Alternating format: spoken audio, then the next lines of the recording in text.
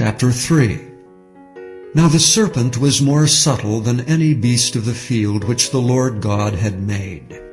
And he said unto the woman, Yea, hath God said, Ye shall not eat of every tree of the garden? And the woman said unto the serpent, We may eat of the fruit of the trees of the garden, but of the fruit of the tree which is in the midst of the garden God hath said, Ye shall not eat of it, neither shall ye touch it, lest ye die.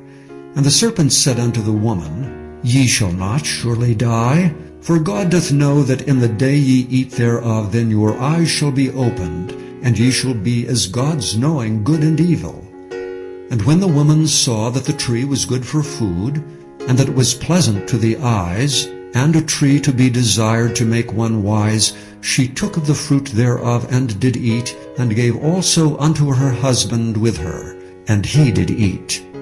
And the eyes of them both were opened, and they knew that they were naked, and they sewed fig leaves together, and made themselves aprons. And they heard the voice of the Lord God walking in the garden in the cool of the day, and Adam and his wife hid themselves from the presence of the Lord God amongst the trees of the garden. And the Lord God called unto Adam, and said unto him, Where art thou? And he said, I heard thy voice in the garden, and I was afraid, because I was naked, and I hid myself. And he said, Who told thee that thou wast naked? Hast thou eaten of the tree whereof I commanded thee that thou shouldst not eat? And the man said, The woman whom thou gavest to be with me, she gave me of the tree, and I did eat.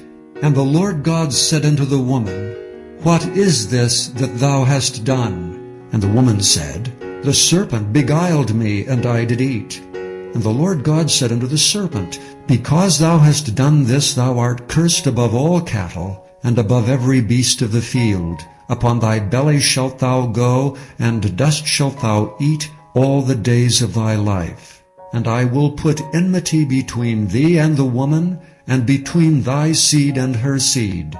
It shall bruise thy head, and thou shalt bruise his heel. Unto the woman he said, I will greatly multiply thy sorrow and thy conception. In sorrow thou shalt bring forth children, and thy desire shall be to thy husband, and he shall rule over thee. And unto Adam he said, Because thou hast hearkened unto the voice of thy wife, and hast eaten of the tree of which I commanded thee, saying, Thou shalt not eat of it, cursed is the ground for thy sake. In sorrow shalt thou eat of it all the days of thy life. Thorns also and thistles shall it bring forth to thee, and thou shalt eat the herb of the field.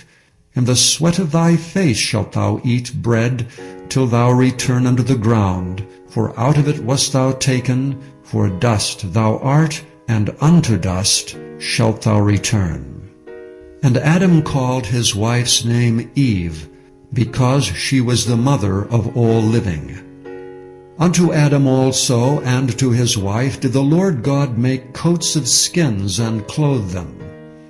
And the Lord God said, Behold, the man is become as one of us, to know good and evil. And now, lest he put forth his hand, and take also of the tree of life, and eat and live forever. Therefore the Lord God sent him forth from the Garden of Eden, to till the ground from whence he was taken.